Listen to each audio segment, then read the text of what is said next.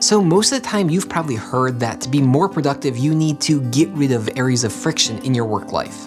And that is true, but there are also times where adding extra friction can make you more productive in the long run. Hey there, I'm Kelly. I'm a father of 6, I'm a full-time software developer at Rescue Time, I'm also Dean of Digital Campus at Sigma University. And on this channel, I like to talk about productivity tips and ways that we can be more efficient and get more done in less time, freeing us up to spend time on our creative pursuits as well as with loved ones. Today I'm going to share with you a handful of areas in my life where I actively work to add more friction into my daily routine to help me be more productive. The first of these is the one I've probably talked about the most on this channel, and that is my use of a good old-fashioned pen and paper to take my daily notes. Now there's 2 real reasons for this. The first, and probably most obvious, is that it allows me to use my extensive pen collection, which I'm very happy to do.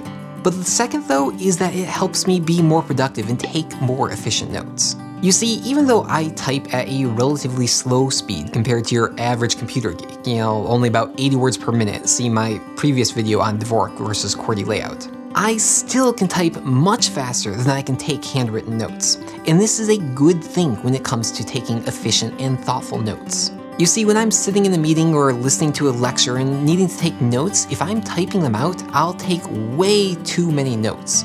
Way too much detail, where if I'm handwriting it, I'm forced to actively think and listen and pull out the core details, which allows me to take better notes in the long run.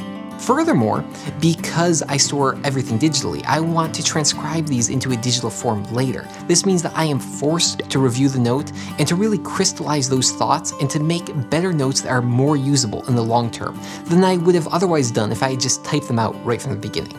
The slowness of taking these notes and this forced secondary review are definitely areas of friction that I purposefully add, but it really helps me to take more manageable and more useful notes in the long run. The next area where I work to add friction is in the work retreat. Now this can either be a week-long trip to somewhere foreign where your main goal is to sit down and get a lot of work done, but it can also be just a change of scenery on a day-to-day basis or hour by hour.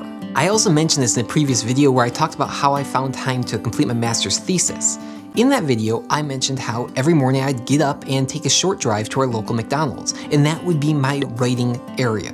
This extra friction served 2 real purposes in helping me to get more written and more done in a shorter amount of time. First of all, even though it was a short drive, it was a minor inconvenience. And so when I got to McDonald's, I found myself thinking, okay, I took the time out of my day to come here, I need to get as much done in as short a time as possible. And that really helped. The second was by also changing up the scenery and making an effort not to always work in the same location. I found myself that after several days in a row of working at McDonald's, I'd just get into McDonald's and already writing would flow a lot easier than I had before. Just because I was in McDonald's, I knew that's where I should be writing. This change of environment for more efficient work can be a minor inconvenience, as it was in my McDonald's example, but it can also be something more extensive. I have at times in the past taken a 2 to 5 day trip to a nearby or even not so nearby city where my primary goal was to do some focused work for an extended period of time.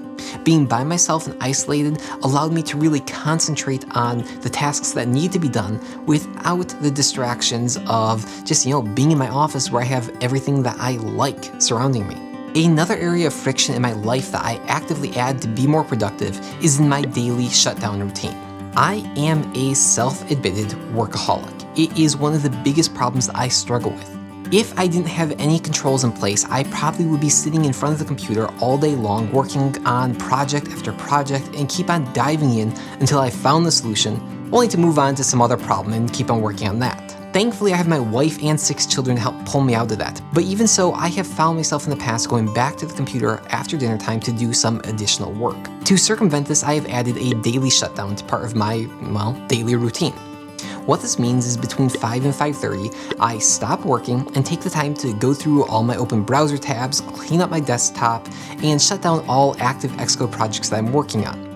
It is a minor inconvenience, you just have to reopen the Xcode project and you can be right back at work, but I found that little bit of inconvenience has stopped me oftentimes from going back to work, unless I'm really excited about some problem.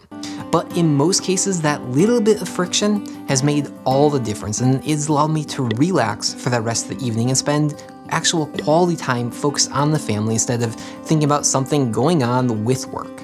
Sure, this little bit of extra friction means that there is that extra friction the next morning to get going, but I found that trade-off is more than worth it in my case. Switching it up a little bit is something that we have added to our lives to help us avoid things that are real time sinks to us, where we don't really want to spend a whole bunch of time. And one of those is media consumption. When I was a kid, I had a real and serious problem with the TV. I would come home from school and right away, say 3:30 on the dot, I'd turn on the TV, and chances are I would still be sitting there until well through dinner time, like 7 o'clock at night, where I finally realized, I better put some effort into my homework. When I was entering adulthood, I realized that I didn't want that to be a part of my life, and I didn't want it to be a part of my children's lives either.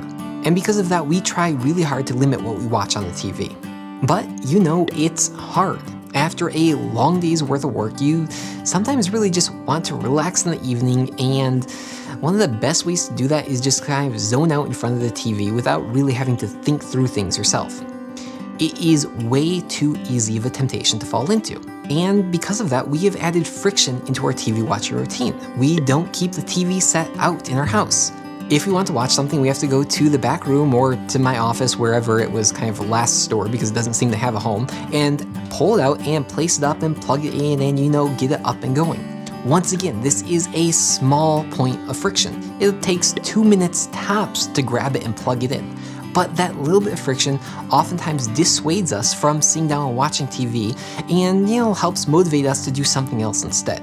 The next area where I've added friction to my life to really help me make big changes in my productivity is to help me stay more focused when I'm working on a core task.